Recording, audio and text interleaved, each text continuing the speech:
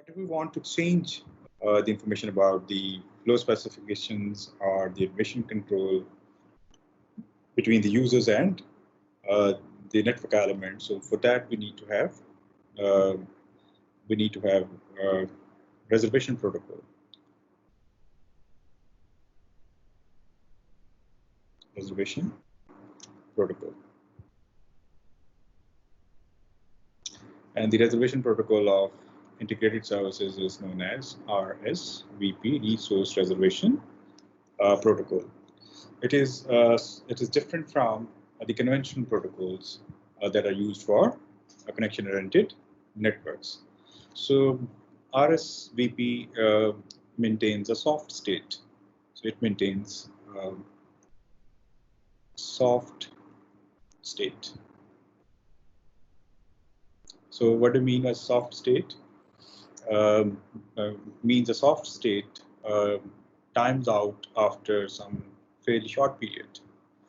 So a soft state times out after some fairly short period. Say 1 minute. If it is not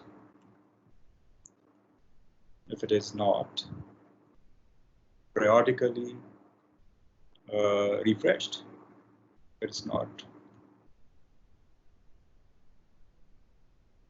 periodically refreshed. So this means that a router maintains a soft state to store information, and this soft state automatically times out after some fairly short period, say 1 minute, if it is not periodically refreshed. So this RSVP uses an approach called receiver-oriented approach. This RSVP implements receiver-oriented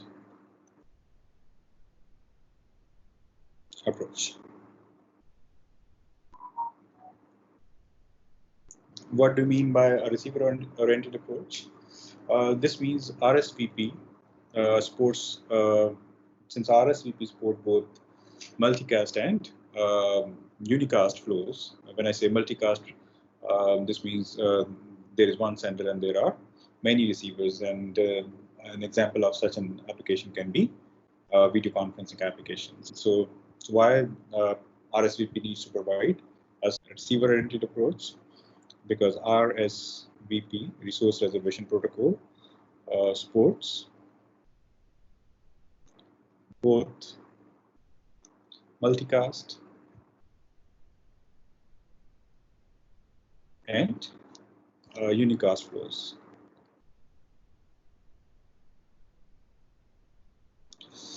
So example of multicast flow is video conferencing.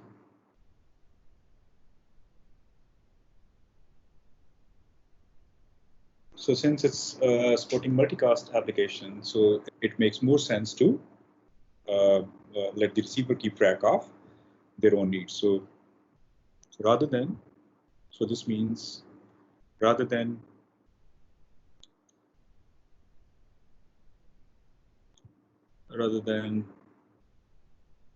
having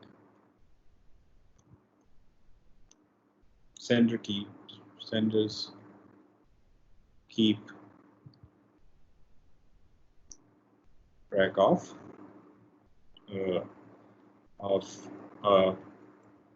potentially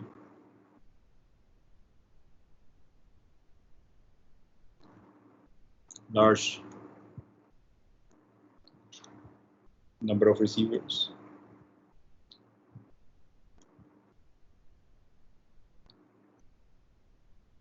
It's important that we should follow a receiver-oriented approach where the receiver is keeping track of the resources or its own need, right? So we can increase or decrease the level of resources periodically by sending a refresh message to to keep the soft state in place. RSVP uses two messages to exchange the information between the end users and network element. So called number one is called path message.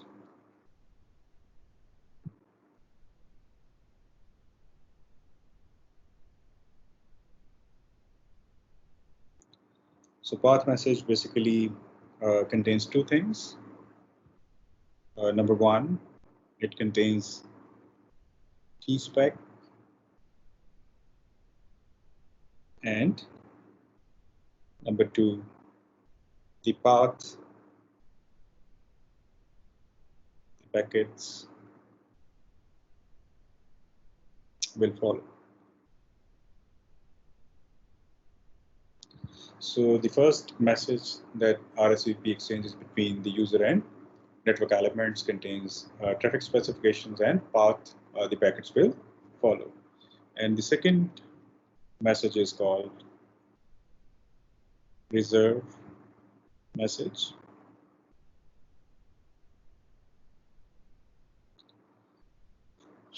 It also contains two things. Number one, it identifies or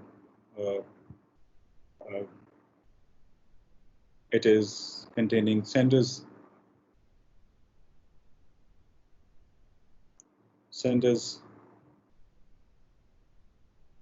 traffic specifications, and number two, uh, requirement specifications describing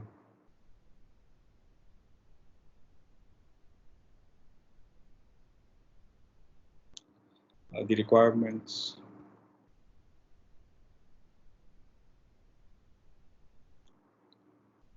of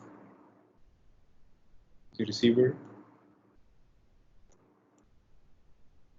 so that the resources can be reserved at a router. As long as the receiver wants to retain the reservation, it sends the same reserve messages about every 30 seconds. So for an example, we can think about an audio conference application with 10 speakers, right? So let's try to see how it works. So for an example, let's assume an audio conference with 10 speakers.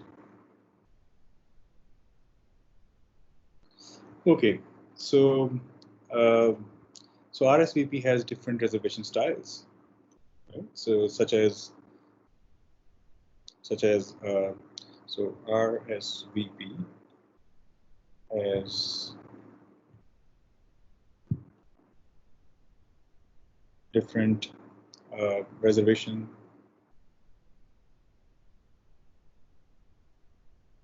styles,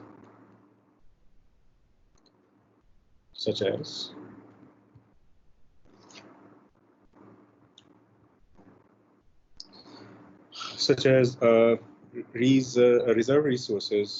reserve resources for all speakers, reserve resources for all speakers,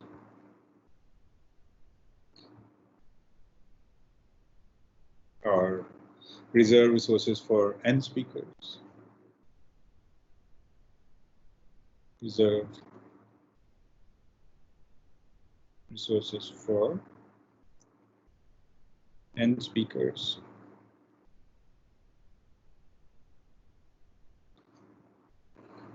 and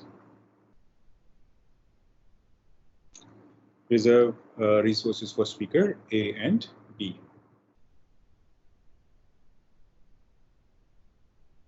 Reserve